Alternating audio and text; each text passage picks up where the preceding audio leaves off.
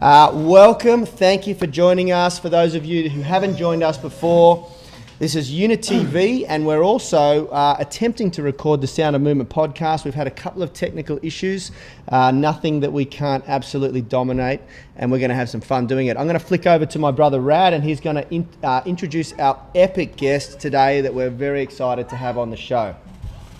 This kind of feels like Groundhog Day. But so today we've got none other than surfing legend, former world #1 on the world tour, pro surfer Brad Gerlach, and that's his son in the background wanting to get in. Welcome, Brad. Thanks, Rad. Thanks, Yani. I'm really happy to be here, and really stoked to know you guys. And thanks for the training this week. Yeah, man, you're totally welcome. So. I'll give you guys, everyone, a little bit of history. I'm not being a surfer myself, you know, I had no idea who you were, and we met at the Ido Portal corset workshop last year in February. My son Keanu was 3 weeks old, and your son Zeppelin was about to be born in 3 weeks. And I remember Ido pointing you out in the crowd and saying something, and I was thinking, oh, who's this guy? And then later on, you commented on one of our posts or something, and one of my members came up and said, man, do you know who that dude is that commented on your post? And I went, no, man, I don't know who he is. We met at this workshop, and went down the rabbit hole and saw some of your stuff. And man, it's an honor to know you, not just to know you, but to have you on this show. It's definitely we got some good stuff to talk about today. Yeah. What's going on? What is it? Do you need a cuddle? Do you need a cuddle? We have the kids in the background here, guys. It's real life. This is real life. This is real life. This is how we do it, man. Seriously. So, why don't you give us? When we did our take one of this that didn't work, why don't you give us your take on how we met, your connection with Ido and me, and how that all happened? Yeah. First off, I'd like to thank Jonathan Fletcher, a friend of mine that I had met a long time ago in Puerto Escondido when he was just a skinny 18-year-old, very excited surfer, and I think he was embarking on his journey into yoga. And through the social media networks and Facebook and whatnot, we have stayed in touch, and he implored me to go and study a bit with Ido, and fortunately the timing was such that he did a corset in Newcastle, and that was right around when I was surfing in a charity event for an organization called Surf Aid. They provide malaria nets in Indonesia, specifically some of the areas where the waves are very good in Sumatra, and they teach the local people how to take care of themselves medically.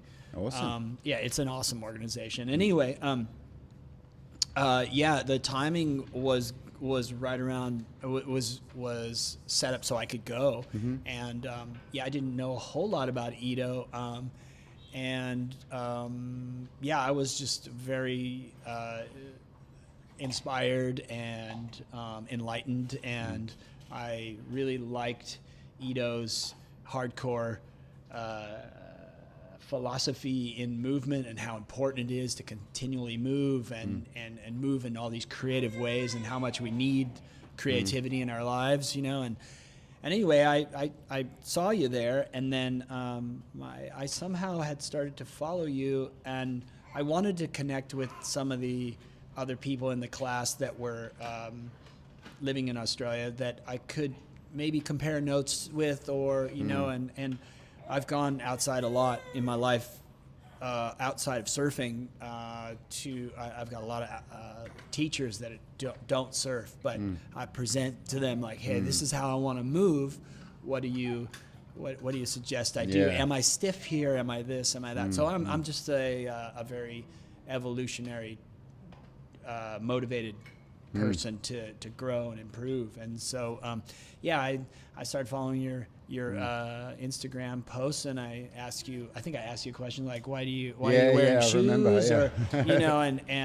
you're very flexible, you're very fit, and it was just intriguing. So then I was up here in Sydney a year ago and came in and we trained and talked, and you guys are great people, you and your brother, and you guys are doing a good thing here. So thanks, man.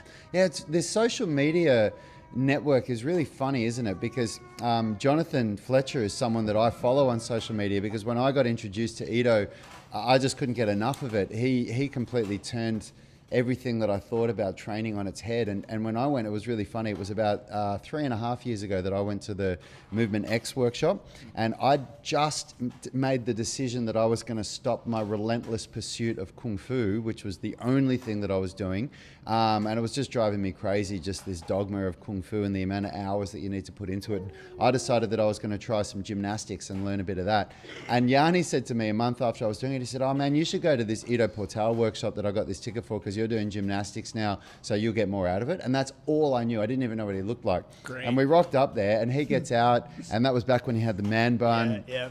And he's really unassuming, and he gets out and he says to everyone in the room, he says, "Tell me a little bit about yourself." It took about 40 minutes to get to me. Some people really gas-bagged on, man. And he got to me, and I said, "Oh, I've been doing martial arts for however many years, and I own a gym in North Sydney. I just started gymnastics, and I just want to learn more about gymnastics." And he goes, "This isn't gymnastics, bro." And I just cracked up, and anyway, he turned it all on the head for me. And it's funny, the course said I didn't just go along to that, man. I crawled across broken glass to get to that thing, because I had a 3-week-old baby, and I had to swing it by Alana. I had to drive up to Newcastle every day and drive back every night for that thing. My eyeballs were hanging out of my head because I had no sleep, but it was another life-changing experience, and it was awesome. Well, I got to thank you for that, because otherwise I wouldn't be here. Yeah, man. Yeah, that's it. No, it was awesome.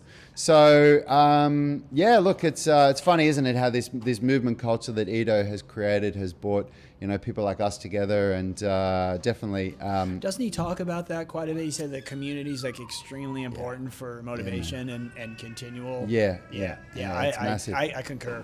Yeah, and that's even something, now that you've touched on, I think it's probably something that we can talk about, because one of the big things that we teach our tribe at Unity Gym is the importance of surrounding yourself with a culture, and a community of people that are supporting your goal. And I without being a surfer, I imagine that that's a really big part of the surfing culture. It's the community that you guys have and that you've created. Fellowship is extremely important. You're constantly, you don't talk about yourself very much in surfing. It's not cool. Yeah. However, you can talk about your friends. Yeah. And you can talk about your equipment. Yeah. And you can talk about where, unfortunately, a lot of times surfers talk about where they surfed. Yeah. And it's a to a really good friend, that's fine. Yeah. But broadcasting out on internet where you surfed it's not cool, because waves are a limited resource, and there's people that live there. There's a big kind of strange kind of I don't ever tag where I am. Wow. I won't do it unless it's a very well-known like Malibu or something like that. But even if I went to surf Malibu and it happened to be on a day when nobody was around, I'm not telling people, "Hey, nobody's around. Everybody come." It's a little bit of a. But I think that the fellowship part is extremely important, because as I've gotten older, I want to go surfing with a friend and pick me up in the morning, or I'll pick you up, and then you go surfing and you get to catch up. But when you're surfing, you're not catching up. Yeah. When you're actually in the water, you're like, "All right, sick. See you later." In a way, you're hoping you can see your friend surfing on a wave or two, and then you talk in between when in between sets and stuff like that. But you don't talk that much in the water. And people that do talk in the water a lot of times are annoying to be straight. It's annoying. And so if you're talking at a hush voice, that's fine, but the guy who's talking really loud, or it's just like, "Oh God, dude, leave that on the beach. We're here, we got so much stuff going on land. Let's just be in the water together, connect to the ocean, and connect to this beautiful, it's constantly moving mystical thing, you know? So it's funny that you say that. A couple of things you said there, because Yani and I both try and bring that attitude into the gym as well. You know, we get our members, if we're lucky, for an hour a day, maybe some of the more advanced ones, maybe an hour and a half. And we try and tell them that while they're here, he just took a tiny little tumble. He's all right. One of the things that I'm always saying is, look, when you're in the gym and you're training, recognize the time to speak and recognize the time to just put your head down and train. And a lot of people get that wrong. No, it was really good yesterday when we trained, and you said, let's keep moving, and because out of respect for another person, when they're going to give you their opinion or they're going to speak to you or whatever it is, there's a level of respect, if you respect the other person, of course, that you're going to stop and listen and give them their 100% your 100% undivided attention. And I try to do that. I try to be a really good listener. But if we aren't like, you know, on a like you had yesterday, you had the timer going so that we had time to, and you even said it as we'll have time to speak in between this stuff, but let's get moving. I love that. Yeah, that's really I love that. Yeah, I've just too many people like. I love catching up, and I want my training to be fun and social. But in my opinion, what I see is there's not enough head down, bum up in training in training centers. Would you agree with that, Yani? Absolutely, and I'll tell you the reason why. Because discussion breaks flow. Yeah. And when you're training, and we spoke about this yesterday, and we tipped on this. We watched a really great interview the other day. One of the things that you aim for when you're practicing your practice that you're mastering is flow. And you would know this by the fact that the key symptom. We spoke about it with surfing. This idea of being quiet out in the. That's right. The key symptom of flow is when you lose sense of time. I'm sure you can relate. Going into the water, you've been out there for 2 or 3 hours and just not realised it. The time just flies by. You're in flow because you're connecting 100% to your practice. You know. And when someone talks to you about anything else that's like completely not related to the physiology of that practice and that movement, then you break flow. Well, what's different about surfing and being in the gym is that the waves are coming at their own time. Yeah. And so if you're going to get into a deep conversation with somebody, I make a conscious decision. If somebody's telling me something that's you know, it's heartbreaking or, you know, it means a lot to them, I'll make a decision not to pay attention to the waves. I'll be like, all right, I'm going to let this set go, and I'm not going to, but if it's better not to be talking about that stuff if you can help it in the water, because you lose the way. I mean, you're looking out into the horizon, it's completely flat. You can't see when they're coming. However, you can sense it, and the more quiet that you are internally, you can sense it, and I tried to flick on a bit of a radar, and I wasn't as good at it when I was younger. I'm much better at it now at being in the flow with the ocean, and I don't know why I decided to move over to the left. Sometimes when there's nothing coming, I just move over to the left. I don't know why. I don't know why. I possibly feel like the wind blow me that way.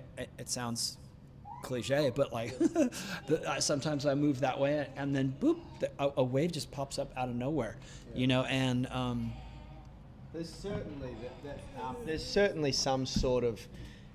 I mean, I grew up around the water too, and I there's no way I could ever call myself a surfer because when I moved to Sydney, I broke away from that. I grew up near Coffs Harbour, and my stepdad and I used to be at the beach a lot. But I was a bodyboarder. I was an esky lid rider, not a stand-up. Yeah, but rider. you're still spending time in the water, and that was, I know Tom Morey, the guy who invented the boogie board. Yep. And his whole thing was the more people that could get in the water, the better it is for the world. Yeah, the Earth, absolutely. You know, and because my experience with bodyboarders when I was young was quite negative. I was like, those guys, you know, I was very kind of, you know. Yep.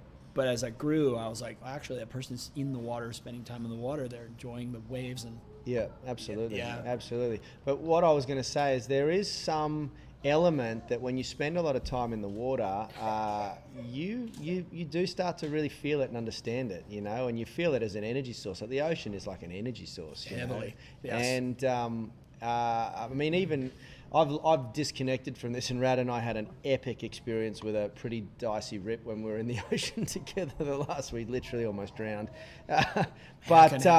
But when you're around, when you grow up around it, like when I was a kid, I would have seen that change in tide really quickly from a mile away and known exactly what was going on. You know, nowadays I'm a bit disconnected from it, so we didn't pick up on it straight away.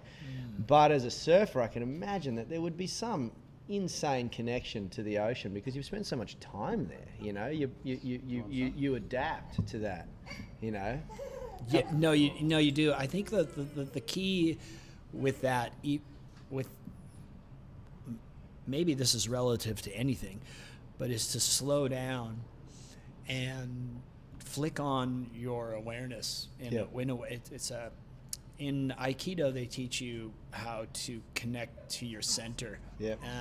The Aikido I studied was called ACE Aikido, and ACE stood for awareness centeredly extended. Yep. So you're supposed to go down to sort of the center of your body, which is 3-4 inches below your navel. Almost visualize flicking on a light or maybe a faucet. Yep. And then from there, let it fill up your whole body. Yep. And then they call that you're connected to your chi. Yep. And then you connect to your attacker. But yeah, I can do that with surfing, and I can do that with any situation really where there's unknowns. Yep. And when you flick that stuff on, we as humans have the capability of being very aware. Yep. You know, and it's from being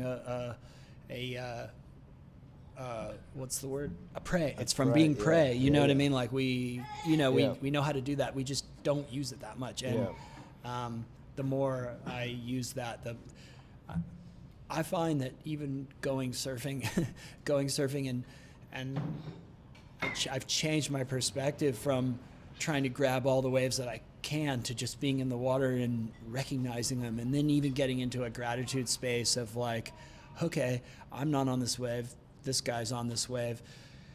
Can I flip everything around and be like, that guy's getting a good one? Or because there's been so much time in my life where I've been like, fuck that guy. I want that. I want that one. That guy's on another one. You know, it's so easy to get there, but then you get into this space of lack. Absolutely. And you're not tapped into abundance. Yeah. And so I think that pulling yourself down and flicking on your awareness. Yeah.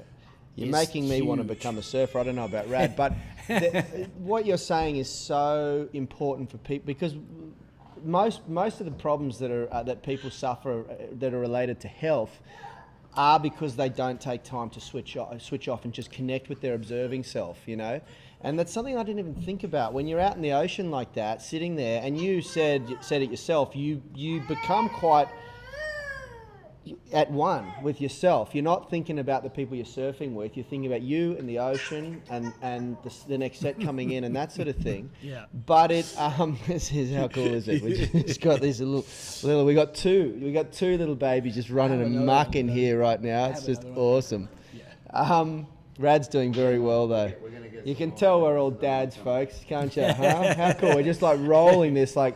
We're rolling like nothing's going on. There's nothing unusual going on here. There's nothing unusual going on. We're speaking about awareness. Yeah, that's exactly right. And just tune. Felicia always says this, like, she says to me all the time, how the fuck can you just tune out to them screaming and carrying on like that? Like, I'll be in the car just driving and they're just losing their shit in the back of the car and I won't even flinch, mate. Like I've just tuned my mind to be able to just the Jedi dad trick. That is right, but I think only dads do it because mums like they they tend to worry more.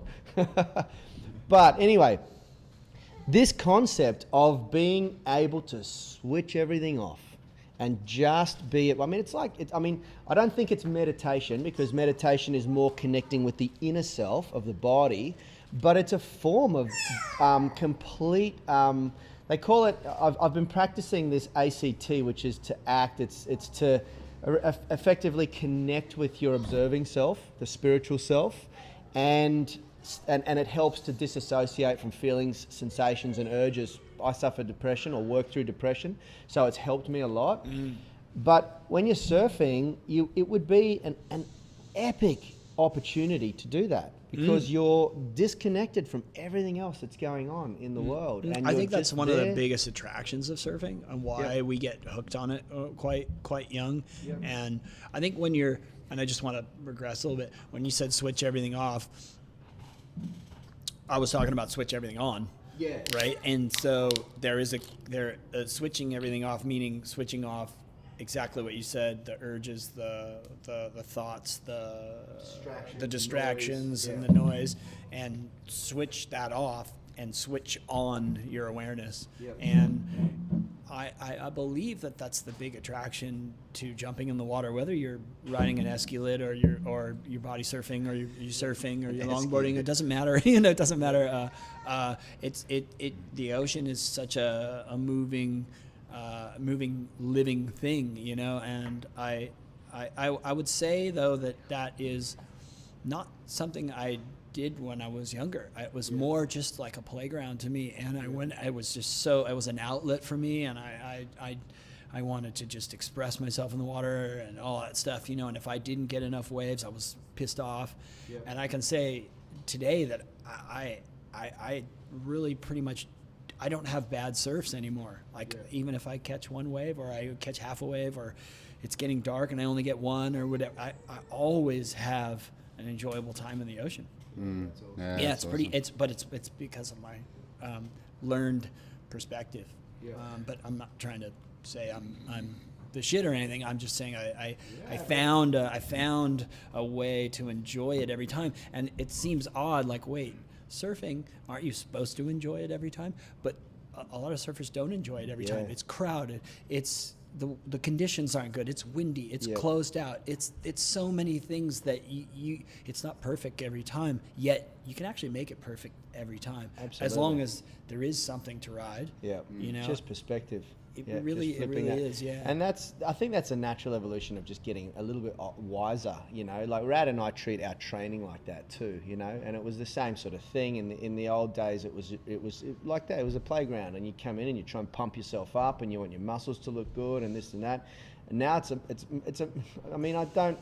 Sounds a bit out there, but it's more of a spiritual practice. We come in and we move, and that's why we've evolved our program in the direction we have. Before we digress to that, the one thing I would like to be, because this is something that most people, even any surfer who watches this, would not experience in their lifetime, is the experiences of surfing big waves. Can we talk about that a little bit? Sure. I assume that the mindset would be slightly different when you're out there surfing waves that really potentially there's a big risk of death, basically.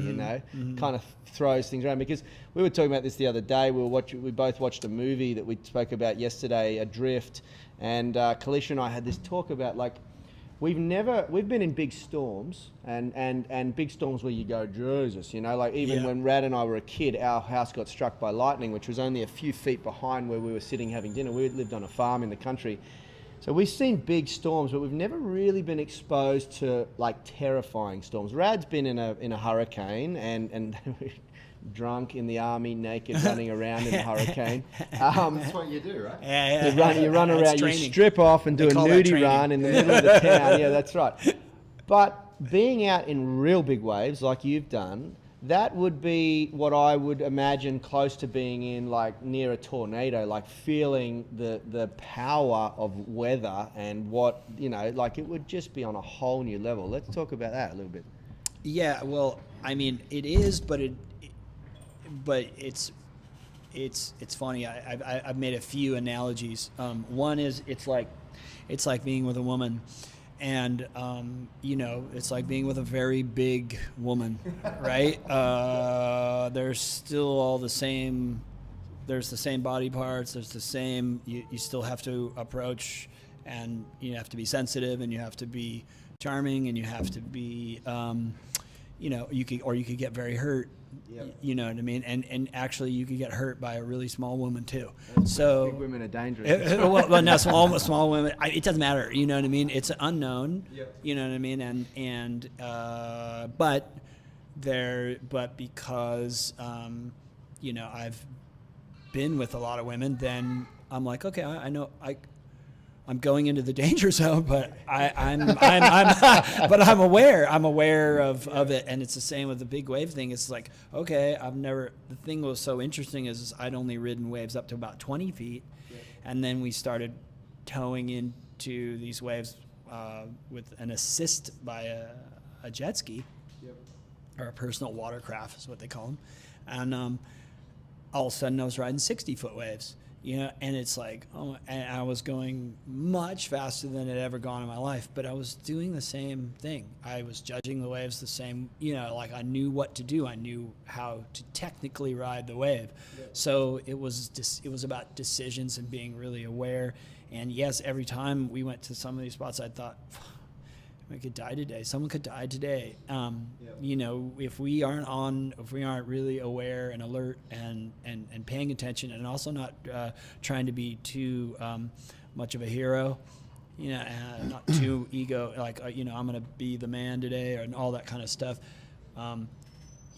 Being humble was what I think the fear part of it really saved me. And I hardly had any wipeouts in the 8 years that I rode those big waves. The one time I did, it wasn't really a wipeout. It came from maybe a little bit of an ego moment. I was in Maui riding this place, Jaws, and I'd been there a few times, and we had just dropped the boards down to a little bit smaller than what we were riding before. And my partner, Mike Parsons, and I had gone out the night before when it was smaller. And then this was a morning, and on this day, this guy from Hawaii, Makua Rothman, won the biggest wave of the year award measured at 66 feet. And it was in the morning, the waves were absolutely giant. And I think this might have been my second wave, and I was riding along, we were going into a wave, and I had just thought, you know, I have a performance background, and a lot of the big wave riders don't. and so I was like, man, I can let go right now, and I can performance my way. I can just ride this big wave like a small wave, and if I get in trouble, I can just zip, and I you know, what am I doing holding on too long? I'm gonna let go. I didn't necessarily say all those things to myself, but it was kind of one of those where I was like, fuck, I got it, you know, I can do this, you know, boom, and I let go. And right when I let go, the whole wave just shifted over really far. And when you're going at that speed, and it's real windy over there, so you're hitting these like major bumps, boom, boom, boom, boom, and I didn't factor in the fact that the bumps would keep me from my performance, because I couldn't set the edge in there. I had to handle the bumps. Yeah. And then it got to the point where it was moving away from me in a way that I had to make a decision that in order to go faster, I had to not try to go towards that way, because I was going too slow, going sideways. I had to go down to pick up. I had to use gravity and go down. And I was like, all right, I'm going to go down there. And you know, you can't really look around because you have to be looking at right in front of you on these bumps. I'm going to go right down there, and then when I get right down to this one spot, it's going to give me I'm going to look up, and if the wave is curling over enough, I'm going to pull in the tube, and I'm going to just go for it, because that's the only way I'm going to make it. If it doesn't look like it's like pitching out, like, because sometimes if they don't hit a shallow part, the wave won't pitch out. It'll crumble. You can't, you know. Then like all this is going on in the matter of 1 second. Yeah. If it has this crumbly look, I'll still have time to continue the speed and go straight and try to get away from it. Yeah. So it was all calculated in my head, and I got down there and I looked up, and the thing looked like just a crumbling mess, and I was like, all right, options out. You know, like I can't. You know, and I just headed towards the beach. I mean, and I'd never had a wipeout yet, and the whole time I'd been riding these big waves, and I was all, And I remember thinking, what do I do? Should I hold my breath now? Like, what do I don't know. I didn't know what to do, you know? And I was like, and then I could feel it like, and I'm in straps, so I'm like, at some point I need to jump out of these things, you know? I can't, I'm going so fast. I'm going like 35 miles an hour, something like that. So timing, how'd you call? The timing has got to be just right. And it broke behind me, went like this, and I jumped off, and I felt like when I jumped off, I was like a torpedo underwater heading towards the beach. I could even feel like my hair being like parted down. Like I was like I could feel this crazy amount of power just like that. And then all of a sudden it went, and I was like, I was underneath Niagara Falls. Just the power was just nothing I'd ever felt before. You know, kind of the same maybe situation. It was a giant woman, you know, like, you know what I mean?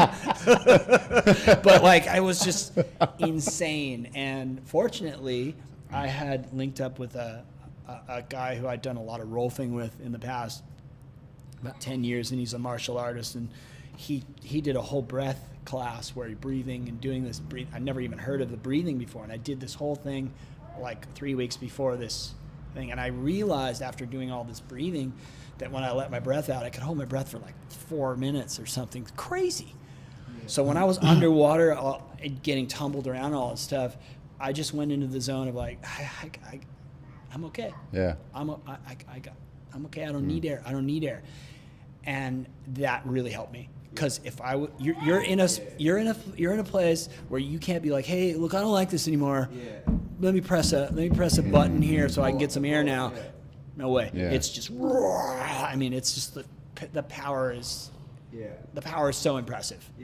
So anyway, I came up from that, and then I had to do there were 2 more waves coming. I had to do it 3 times. It was crazy. And then Kelly Slater came along and tried to save me, and he missed. And it's a funny story. But you know, the big wave thing is you can't be too egoed out.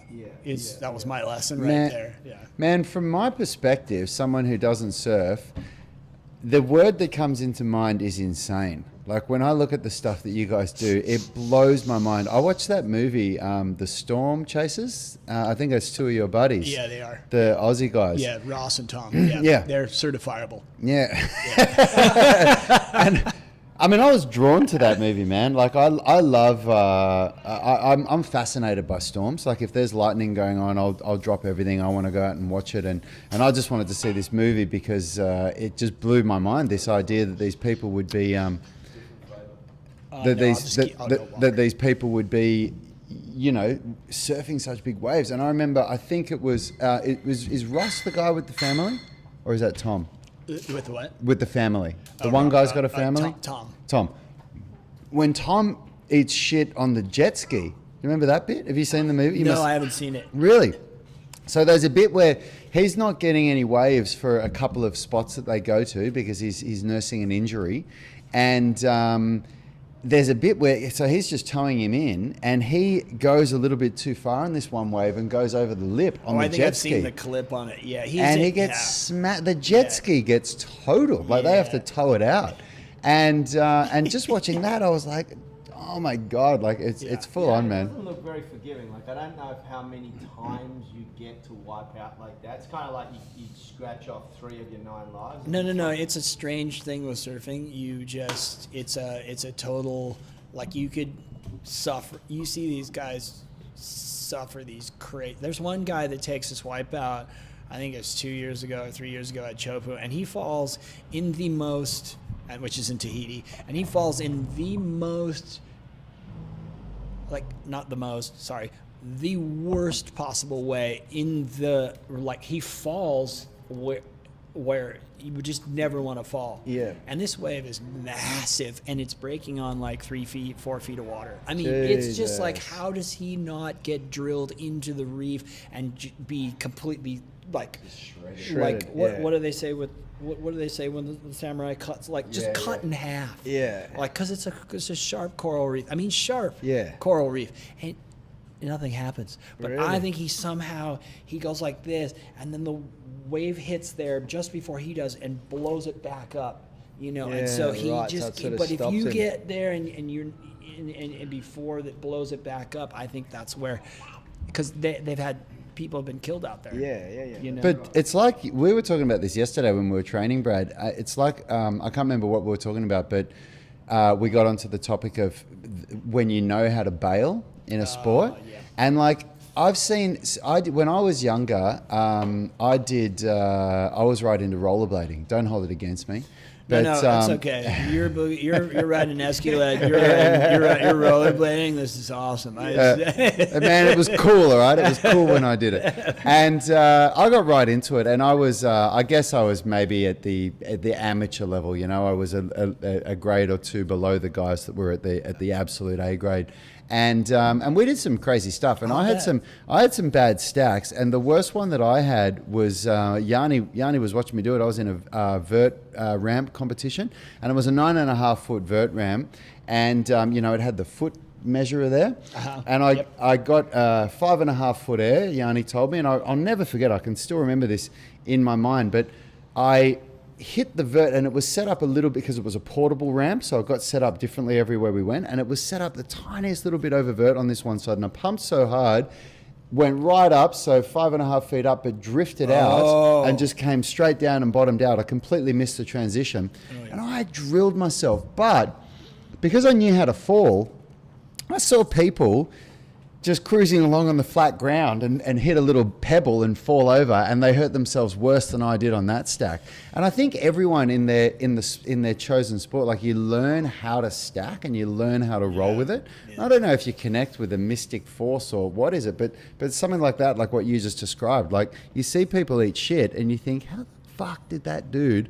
How is he still alive? But there's something that goes on. Where if you had some kook on the wave, he probably would have died, Well, yeah, and I want to say that this guy, I think he's a kite surfer. I don't think he has a lot of. I think he's a kite surfer. Really? Or he's not. He's a waterman, but he's not like a real talented surfer. I don't think. Because a real talented surfer wouldn't have fallen where he did. Yeah, So to me, I thought it was highly irresponsible of the person driving him into the wave. Really. Hey, this guy isn't at the level that if he makes a mistake, he's not going to know how to correct or all these kinds. Yeah, it was kind of and it's funny about the rollerblades, because I always thought skateboarders are so like fruit boots and just like they hated rollerblades so much and everything, but I always kind of thought, man, I wish I was good at those, because I wouldn't give a shit. I would just ride them. I'd get across town so fast, and it seemed so fun to like. It would seem so fun just to just power it was through. Awesome. Yeah, power through. You could power from New York City, in New York City or San Francisco or whatever. You just be like, and who cares? Who cares? Yeah, that's how I felt. I loved them because skating. I skateboarded as well, but I was not nearly as good at skateboarding as I was on rollerblades.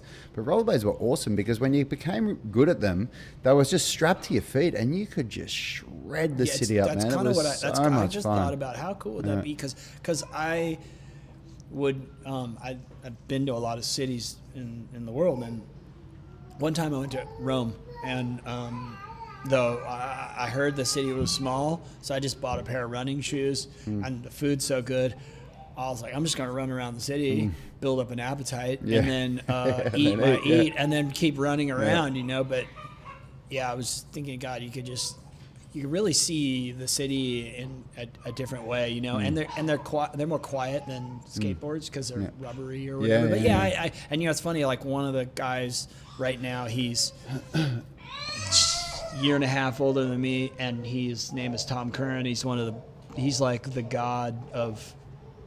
He's one of the best surfers that has ever surfed. He's a 3-time world champion, and he's an incredible musician, and he's a kind of a introverted. He's a really interesting guy. Anyway, he's fully into the four-wheeled roller skates, and he just roller skates Yeah, everywhere. really? Yeah, he's really into it, and I feel Classic. like he's so into it because he likes the feeling of rolling on his feet. Yep. You know, and Yep. They're making a bit of a comeback, good old. Yeah, I've seen that. I've seen him out there a Even bit. out at like the bowls and stuff. Yeah. You know, there was some dude just caning on the old Yeah. 1970s Roller skates, yeah, it's a classic. Absolutely.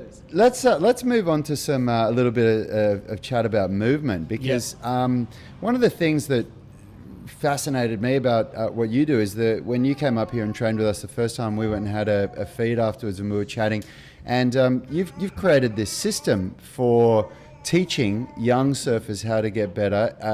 I don't know enough about it myself, but we kept stopping talking about this when we weren't on air because we wanted to save the discussion for when we were live. Yeah. And you call it Wave Key. Do you want to talk to us a little bit about that, Brad? Yeah, sure. So I have studied with a guy named Adrian Crook in the States, and he's a Kung Fu master, and he's a sports-specific trainer. He's trained the U.S. Olympic ski team, the Olympic gold medal volleyball, a guy named Karch Karai, and he's taught leading NHL scorer, NFL, which is the National Football League, Major League Baseball players. Let's see. And What does he teach them? He teaches them equestrian. Kung Fu? No, he teaches them. He shows them a lot of how flexibility can enhance their power, and then he shows them powerful stances, and then movement. Movement to be able to be in the optimum position of power and be strong enough to stay there for as long as you need to be able to perform at your highest. And so he has his own thing. It's called Inflex. And so I basically was watching a national football game and in the 90s, and they came on saying my favorite team, the San Diego Chargers, their kicker, the commentator said, John Carney's been getting 25% more power out of his kick because he's been training this guy named Adrian Crook. And, you talk about what we were going to talk about this too, the difference between what makes somebody, the best, what makes somebody really good, what's the difference there? And I think it's hunger and desire to be the best. And you hear people say the person who's the hungriest to be the best usually is, because they'll seek out all the angles. So to me, that's what I was doing. I was watching the game and I heard his name. I wrote it down. I looked in the phone book because that was before the internet, and I found Adrian, and then I went and I started to train with him. And so I trained with him for about 10 years. Yeah. And then I trained with another lady for about 10 years who's a fifth degree black belt in Aikido. And she's a Feldenkrais practitioner, and she's a mentor. And I learned from those two disciplines. I started to teach surfing, and I found that teaching surfing in the water while you're in the middle of it was really hard for people to learn, because it would be relative, like, hey, get in this race car, let's get out on the track, and I'll teach you how to drive a race car. Yeah. Meanwhile, the other race car drivers are driving at 200 miles an hour. It'd be frightening, right? And or boxing. Hey, step in the ring and fight this guy right here, and I'll just show you how to. I'll show you how to block while we're. Well, you'll take a few punches, but I'll show you how to block. You know what I mean? Like, no way. So I started to develop a Wave Key, which is, it's not just young surfers. I teach anybody that wants to improve. And I take them through what it's like to take off on the wave, or to do bottom turns, top turns, cutbacks, tube riding, even aerials.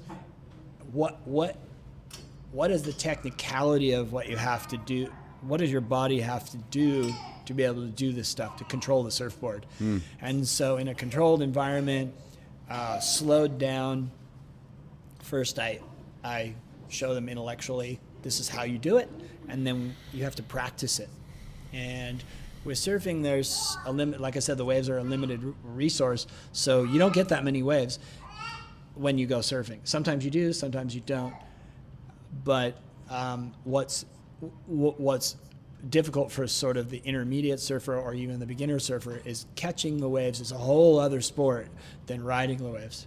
So you, at the same time that you're learning to ride the waves, you have to learn how to catch the waves. And you don't catch very many waves in the beginning, so you don't get good at riding the waves. Yeah. So what I teach is how to ride the waves and also how to catch the waves and what to look for and how to recognize things like that. So that's all in my practice, and I have pro level students where I zero in on where they're losing speed or where they could be riding the wave. They could be riding the wave.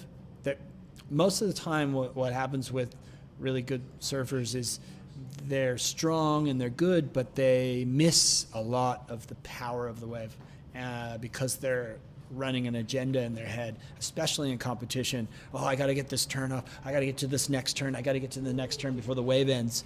You know, and really what you have to do is you have to go internal and you have to not care about what the wave's doing, and you need to, what it's going to do. You have to be focused on the moment and stay very present. And when you do that, you tap into an infinite amount of power, even if the wave's only 2 foot. If you're all connected, your body's moving holistically, you know, things aren't moving separate, you can derive so much speed and power out of a really small, really not so good wave. And then when the waves get really good or big, people are moving away from the danger all the time, and they're surfing without a lot of risk. And so if you're a competition surfer, you're going to get scored in the 4s and the 5s. You need to take a lot of risk. And that involves being very flexible, being very in the moment, very capable of understanding how you're levering the surfboard, toe and heel, and what the body is doing to create the speed. So for instance, when you're in a really hollow wave, you need to be fast enough to go into the danger zone, and then you need to be fast enough to get out of it before it grabs you. You know, and so a lot of people won't go in there because they know once they go in there, the wave will just grab them and you know and take them out. But the very best go in there, flirt with it, express themselves, throw up a huge amount of water and look beautiful doing it, and then get out of there before the wave gets them, and it's just like, wow, you know, control, personality, expression. So what I teach is how to do whether it's a highly advanced, so that they aren't thinking while they're surfing, or it might be an intermediate person that's riding a much slower wave, you know, and that slower wave for an intermediate person might feel like it's going really fast. So even when you study wave key, you learn to be able to slow the wave down and control the surfboard. Oh, I love it. That's really awesome. And there's a lot of parallels there from martial arts. Oh yeah. As the, you know, what I'm hearing you say that I think a lot of people would not pick up through your description there, because when I in all my years of doing kung fu, when we used to spar, the times that you really nailed it and you were landing punches really well and getting out of the way were the times when you weren't thinking about what you were doing. And at that moment in sparring, you know, and Yani, with all his boxing background, I'm sure can relate to this as well. It's when you have to let go of all of the lessons that you've had, and you have to just be in that moment, be in that flow, relax your mind. And you, like, for sparring, for me, what my Sifu used to say to me was, you know, focus on trying to control the fight, the sparring session, by either being the one who's on the front foot or the back foot. But you can still control the fight by being on the back foot, because you can't have two people on the front foot, it turns into a brawl, and you can't have two people on the back foot, nothing happens. But you can control the fight on either of the way. And you don't think about that by, okay, I'm going to do a jab, jab, and then a cross, and I'm going to get my guy with this. And that all comes down to, at least if we relate it to martial arts, to the time that you put in on the training on the basics to get good at that stuff so that it's accessible for you in that moment. And you know, it's like what music too. Yeah, it's like exactly. Right? It's like you do your music. You train with the teacher. You learn all that stuff. You can't be doing that up on stage. People are like, I'm bored stiff. Like you perform out there. You make mistakes. You ad lib. You like jazz. Jazz is. It's funny that you say that, because my fiance Alana, you've met Alana, haven't you? She's a professional musician, and a lot of her siblings are musicians as well. And I remember her brother, who's a phenomenal guitarist. One time I saw him playing, one of the first times I'd met him, and he was just on a guitar. And I said, after he played for about 10 or 15 minutes, I said, what song was that, man? And he looked at me really confused. He said, oh, it's just the blues. I said, but what do you mean? Like what is that song that you practice? I said, it's not a song, man. I'm just playing the blues. Just riffing. And I got really fascinated. I had to talk to him about it, because it was I just couldn't comprehend this idea that it wasn't a rehearsed song. You know, it was him just playing music. But anyway, I mean, back to your wave key. That's really fascinating to me that you've come up with something like that, because it makes so much sense. I mean, when I've gone out in the water and tried to surf a couple of times, I just couldn't even get a wave because I don't know what I'm doing at all. And I try and paddle and try and get up, and I just fall off because I don't have any of those basics there. Yeah, no, I know. It's to me, it's crazy that people are taking people in the water, showing them like one or two things on the sand, and then boom, they're in the water. I mean, you could do that, when you're a beginner, but man, you learn a bunch of stuff prior, like you really, the way that it is now, it's like you really need a guide for a year, and then you can kind of, but recognizing the wave that you can catch, and actually turning around and catching that wave on your own with no help whatsoever, that takes a while. It's really hard to read. Yep. There's a lot, but if you learn on the land where it's controlled, and and you're in a safe place and all this stuff, then that recognition speeds up and you can do it sooner. And I couldn't, there's too much going on in the water to really teach in the water. Although I still teach in the water, but I teach in the water after they've already had, they've already learned a bunch of things. So all I'm doing is a bit of a guide, a bit of a reminding, and then I'll remind them of something, technically. Typically people, when they stand up, their head goes off to the side, bum goes up in the air, and the head goes off to the side, so they fall over as soon as they hit a bump. So I have a whole technique on how to get up with your head right in the center all the way through. And when did you decide to create this thing? Was there a moment where in your life where you said, I'm going to create something like this? Or was it just an evolution of everything that you did, and one day you realized that you'd created something? Or how did it happen? I started to teach. And my dad taught me a lot, and my dad doesn't surf. My dad was an Olympic diver, and I felt like I could teach surfers that were good, that wanted to be great. I felt like I could do it because I kind of already had done it with friends and things like that. But when it came down to teaching, people who had less time in the ocean and all that stuff, I was just like, I need to teach them, more. They need to understand things more before we go in the water. And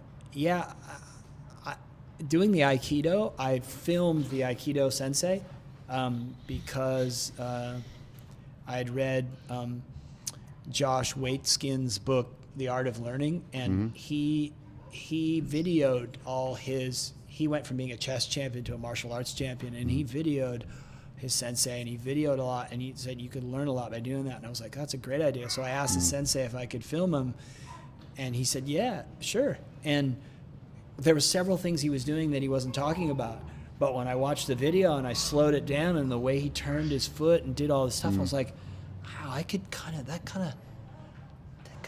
that looks like surfing. And so that was the moment that when I was studying Aikido is when I and I'm not like an Aikido I think I got to blue belt or something, but basically I did it for about eight months to a year, and I wish I was still doing it, but I just don't live there anymore and I didn't have the time.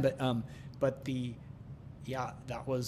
that time is when I went, oh my God, I could move like the way I'm moving in the water, as well as learning about the awareness centeredly extended, the connected down into out of your brain, out of your mind, and more down into the center of your body, as well as that was my sensei Laura McCormick, who was the 5th degree black belt Aikidoist. She has taught me so much about how the center of control is in the pelvis, and I started to really try to explain that to a surfer. It was too complex. So I just thought, I'll develop a movement so they could see, because the weight's sometimes on the back of the board, and sometimes it's on your back foot, or it's on your front foot, and it's moving from back foot to front foot all the time, but not linear. It's going toe and heel and toe and heel and toe to heel, and all these different. It's doing all this different stuff, but your connection to the board is only on the bottom of your feet. So it's all the wave key movements are which I call them forms, 14 basic forms.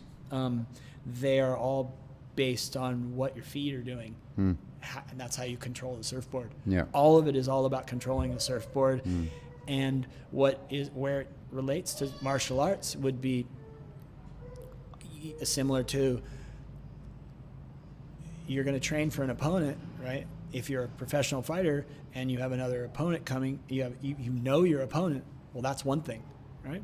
So some of my professional surfers, we knew we were going to Bell's Beach, for instance. So I developed a custom wave key forms that would see them getting 9-point rides, 9-5 rides, maybe 3 different rides, with variations and stuff like that. And it looks like a mixture of Tai Chi and shadow boxing in a way, but it's all surf related. And it,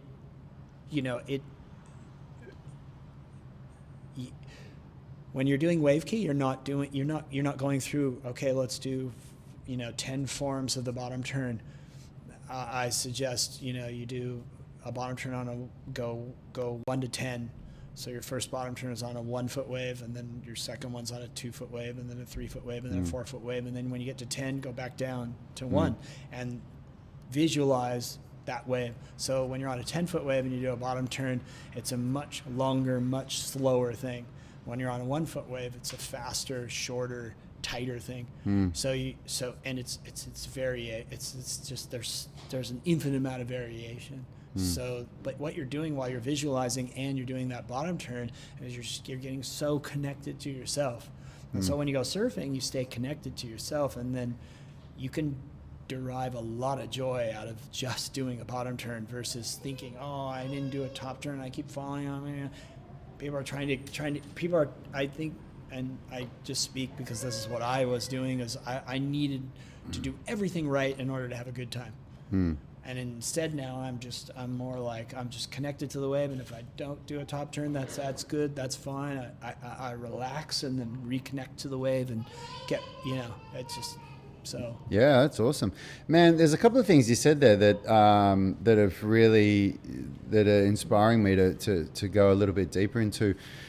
One of them is, I never really thought, I haven't for a while thought about how much all that Kung Fu training did for my understanding of the center of balance and movement coming from the pelvis and from your hips. And it's such a massive thing about traditional martial arts, and definitely in Kung Fu. I can't talk too much about many other martial arts because I didn't study any other ones nearly as much as I did Kung Fu.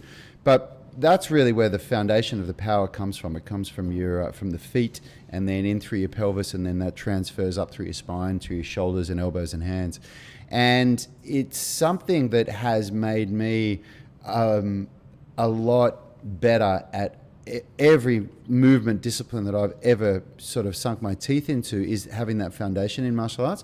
So it's quite amazing that you found a way to be able to, or created a way to transfer that teaching and that understanding into something like surfing. And I can really see how the two correlate, the way that you describe it. I can really see that is something that would benefit a surfer, having that understanding there. So that's Definitely. Awesome. Well, and it's so interesting to me that we became friends, and you're also a martial artist. And yeah. And I just keep getting gravitated towards martial artists and the fighting arts, but surfing is the best surfing you'll see is an expression. Is when somebody's expressing their personality and their joy and their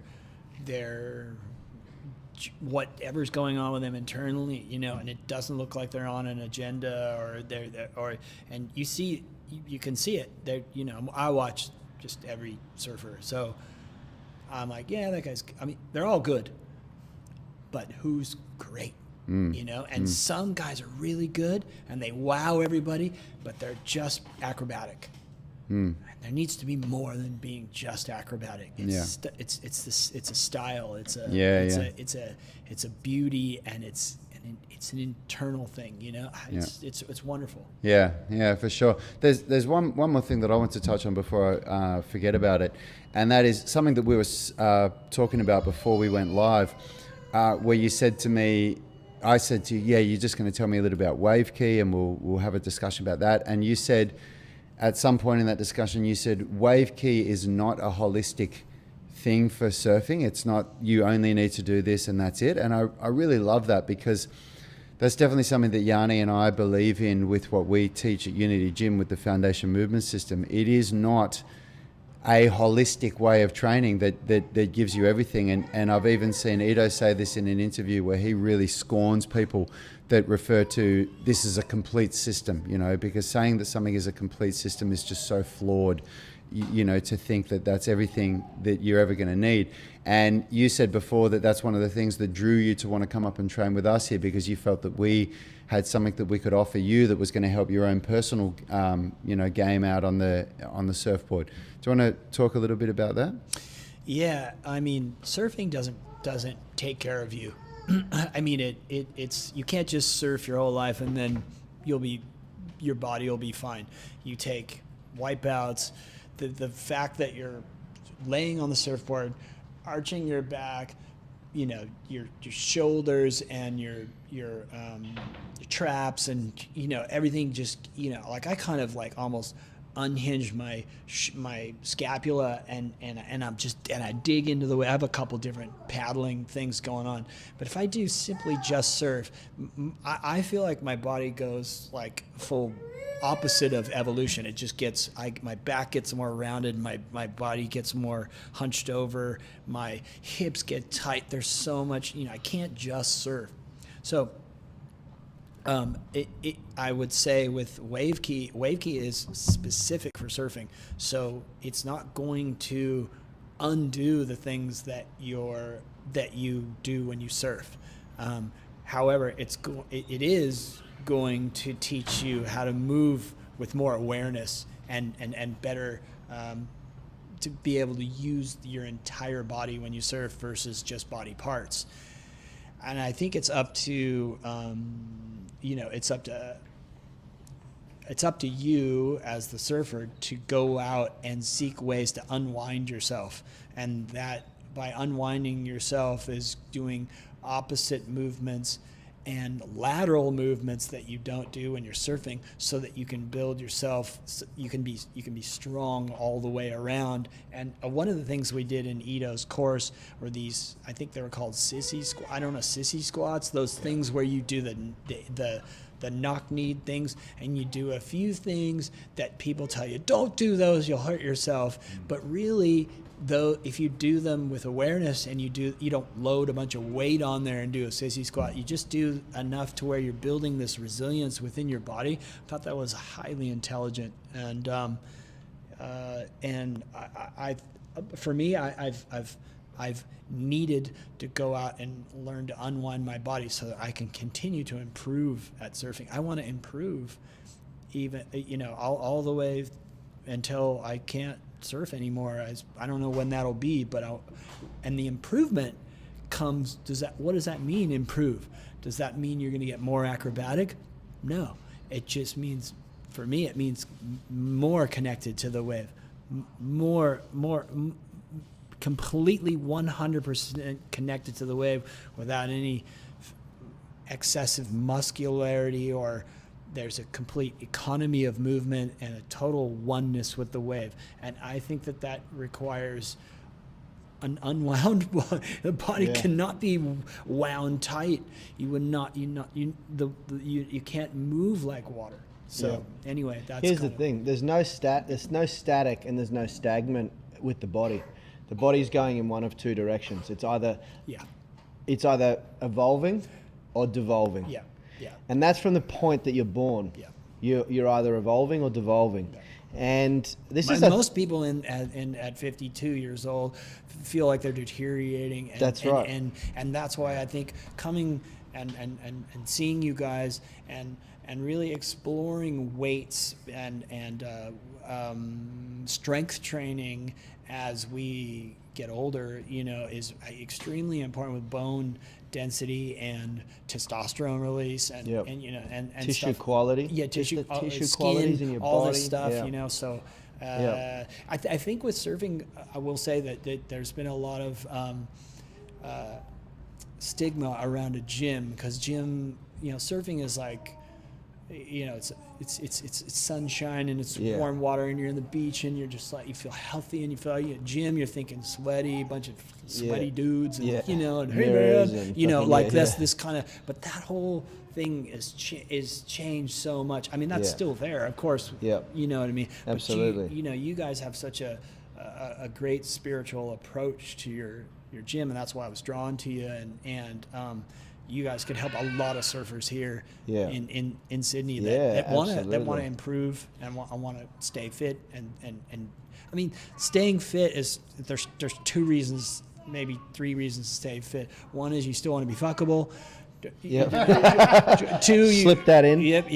Two, you want to be able to surf and surf good and all that stuff. And three, you want to stay healthy for your family and long life. You know what I mean? But even if you're married and you're not, that's not your thing, you still want to look fuckable. You know what I mean? Absolutely. And that's and we got to be clear, that's in our DNA. Like, you cannot hide from that. Exactly. It is something that we're programmed to do.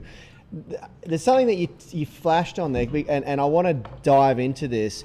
There is absolutely a difference between our gym and a mainstream gym, and the primary difference is the culture and the philosophy.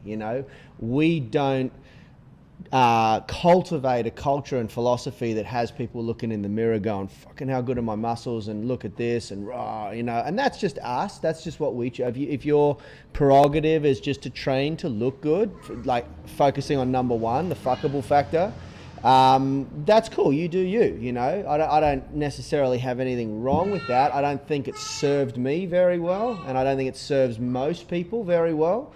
But our gym and our culture is and our philosophy is very much about movement.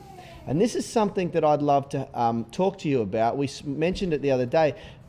The difference between focusing on body image and aesthetics to a movement practice and mastery in a movement practice, or movement practice in general, is we believe that it taps into what we call intrinsic motivation.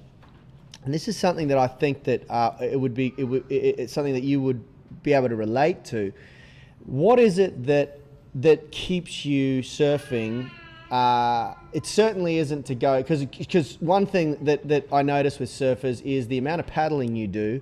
You become insanely strong in the shoulders, and most surfers have really well developed shoulders, but you certainly don't surf to develop your shoulders. No. No. You surf because there is an intrinsic motivator there that just makes you feel amazing. And whether it's the being at one with the wave and the ocean, or the feeling. I mean, I know what it's like catching a good wave and having a good ride. It's almost incomparable to anything else. You get it a little bit when we snowboard a bit, and having a really good ride on a snowboard, you get that feeling a little bit, but it's not quite the same, you know, because a wave, there's a connection to the wave, and you'll never ever, no one will ever have that connection again, because it's only that wave happens once, you know, and there's something special about that. But what we try to teach people is, if you harness that intrinsic motivation, which only comes from the pursuit of mastery in movement, in a movement practice, it creates something different about your training, you know, and it's we believe anyway, it's more rewarding and it's more motivating long term. Superficial, or not superficial, that's the wrong word to use, body image goals get you in the door, but they generally don't keep you. Some people they do. No, because you can obsess on that, and you can keep looking at yourself, and you can keep going, man, there's a bit of cheese.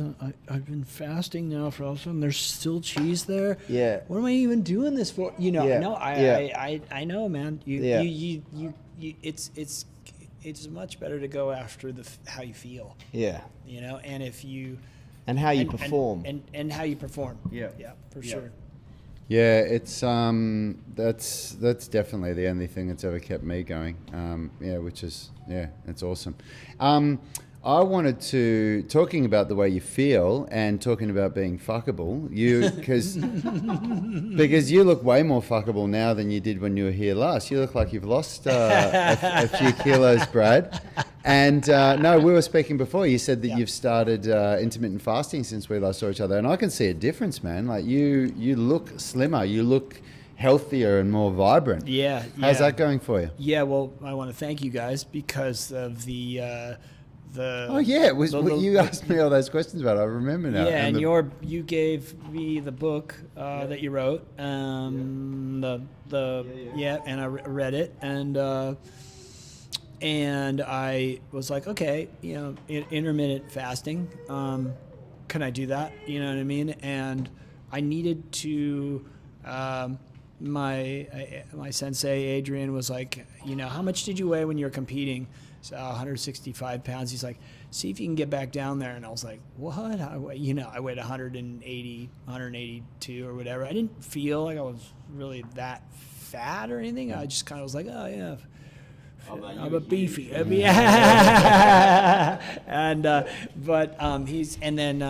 And my shaper also told me, he's like, you should lose some weight, you know, because I'm like, I need my boards to be thicker and stuff. And I was like, lose some weight. Come on, man. I'm 50 years old, you know, like whatever.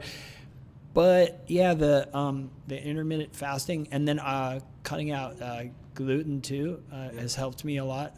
Just feel a lot better, you know. But I would say I don't know. I feel a lot more clear, and I feel a lot better. I also think my dad is gonna be 80 next month, and he's like, nah, I don't eat that much, you know. I don't really care, you know. I kind of sometimes have to make myself eat, and like he's really loose. Like his golf swing's good, and he's, you know. And I kind of was like, you know, and I read some stuff and read about people in Japan that are living, you know, there's a lot of people there over 100 years old, and they don't eat, they eat like 80% of their meal, and they, you know, and they you know, and I kind of thought, you know what, I thought about it too, and I was like, man, I've had every type of food. I've had the skin off. I've had the skin off the Peking duck in China. I've had like incredible wine. I've had all the foie gras in France, and the cheeses, and I've tasted like all the foods, man. Yeah. You know what I mean? It's not like I'm got to deprive myself of like, oh, I never. And you know what? If something comes along that I haven't tried, I mean, I'm not a fanatic. I'll try it. You know what I mean? And I think having it within a moderation is a smart thing. You know, and so I think that's. So what's the big thing? You've certainly lost a bit of weight. Where are you at now? Well, I was the other day I was 169 in the morning. Yep. And then by the time I went to bed, I was somewhere 172. Yeah. So, okay. So and that's a really good reason right there. Excuse me. as to why you shouldn't use weight as an indicator for success with your training, because it just fluctuates like that. Like that was from the morning to the evening, and you put on, you know, almost. I guess the other thing that really helped me with you guys was was training on no food. Yep. And I used to think, oh man, I need to make sure I have plenty of food, or I won't have any energy.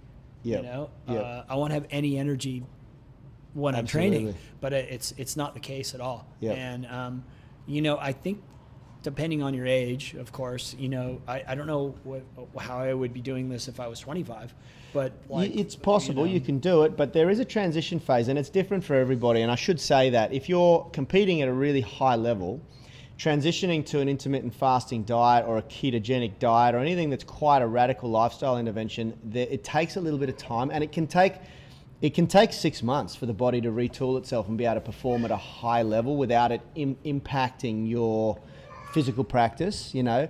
Surfing probably not as bad. Well, it depends, because surfing would be for the explosive. I mean, last time I tried to surf, I went with a bunch of buddies to a Bucks party up at Byron Bay, and three of my mates have surfed, and they're like, "Come on, man, come on, you haven't had a surf for ages." And I literally hadn't had a surf for a long time. This is stand-up surfing. I paddled out. It was, and the surf was about 3 or 4 foot. He's already laughing at my story. It is laughable, seriously, because I'm a fairly fit person. It's a very specific fitness. Like I paddled out, and it was about 4 foot, like 3 or 4 foot. It wasn't massive. I felt like it was 10 foot, and I was talking about it like it was 10 foot. Paddled out. By the time I got out, I was so exhausted. All I wanted to do was get one wave in, and I literally laid on the beach. You see it all the time. You see these guys; they're super duper fit. I was cooked, I wouldn't man. call you fairly fit. I'd call you very fit. Yeah. And and you see these guys, and they're just struggling to paddle because it is a very specific, which is why. I believe in what I teach with Wave Key. It's specific. Yeah. You need to, if you want to get good at something, you need to train specific. You know, if you Yeah. want to get good at guitar, you can't play piano and saxophone and harmonica and all these other things the same Yeah. amount of time. You got to Absolutely. play guitar mostly, and then when you get that one good, then you can move on to the another and just to build some context, we were renting this beautiful house with a massive swimming pool, and we all got there and decided it would be a really good idea to get drunk and then have a competition to see who could swim the most amount of laps underwater in the pool. I smoked everyone, and these guys, some of them are high-level surfers, you know. So my swimming ability and my ability to hold my breath and my VO2 max was like way above them all. But when we got on the ocean on a board, these guys fucking dominated me. I know this. I know this because I have clients. I have a billionaire client, and he doesn't get to surf that much because he's busy. Yep. And we'll go on a trip, and I'm going on a trip with him next month in the Maldives. Yep. And he'll tell me, "Yeah, I've been swimming a bunch," and I'm like, "That's not surfing." And then he'll show up and he'll paddle really slow. Yeah. And I'm like, "Get in the pool and paddle your surfboard. Yeah. Connect it to a bungee cord and do these. I have this whole workout of sprints and things you can do in the pool on your board. Then you're going to have the paddle strength to be able to do. But then the thing that caught me out was the fact that there was a fair bit. We were at Byron, we're surfing the pass. I don't know if you know. I know it well. Yeah. Yep. So you've got to do a fair. If you don't cut through the rocks, you've got to paddle around. Yep.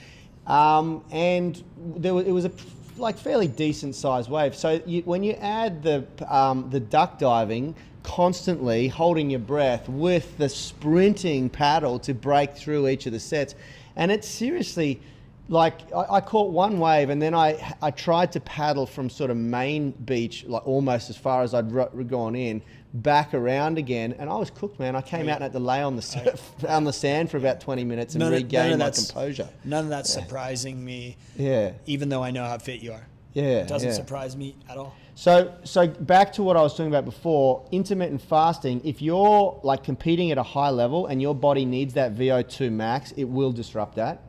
And it will reduce your ability to perform until your body retools itself. And it's different for everyone. Some people it takes like the average of about four to 6, maybe 8 weeks. But some people it takes like up to 6 months. And you don't really know until you try. Right. And I think what you said before about being a little bit older, we're not as freaked out about our physical performance as we probably once were in our 20s, and you probably needed it more. So for sure. the timing is probably right. And here's the thing. The majority of our guys here that are doing really well on intermittent fasting, and as we talked about the training, the programming, it's not the holistic answer to everyone's problems. Absolutely not. It's no more successful at losing weight than doing just a regular calorie controlled diet. But for some people, it just fucking works really well. And there's also the element where it does increase the cell autophagy, which is the healing processes in the body, better than just restricting your calories. Restricting calories and going into calorie deficit upregulates cell autophagy as well.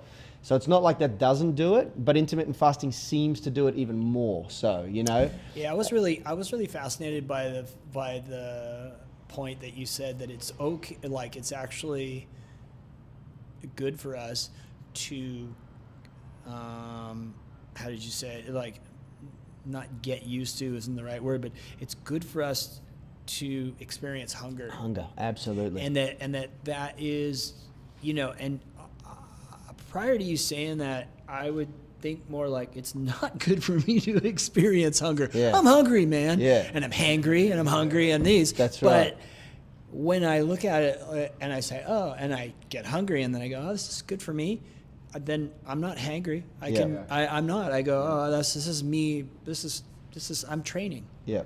I'm training my internals. Exactly right. It's exactly really right. interesting. It's a really good one, and it makes sense too because of where we come from. That we were hunting, gathering. We didn't have food sometimes, and we have to have the capability of being able to function on an empty stomach. That's exactly You know what I mean? right. None of this, oh, my blood sugar's really low and I can't do I think you can overcome that. Yeah. And you can. I mean, we're all a testament to it because we're all doing it.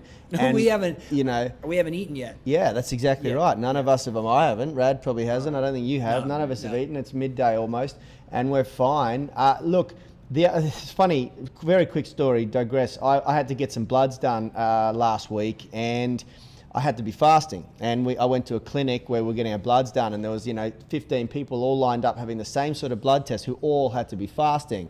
And out of the probably 15 people in the waiting room, half of them had to be sent home because they didn't get the concept of fasting. And I heard a number of people arguing to the woman at the counter saying, this is ridiculous. How can you make me wait until 9 o'clock in the morning and say that I'm not allowed to eat? This is just ridiculous. And I was sitting there going, wow, like a couple of years ago, that probably would have been me. I would have been falling apart, like screaming at the person going, I need to eat, goddamn.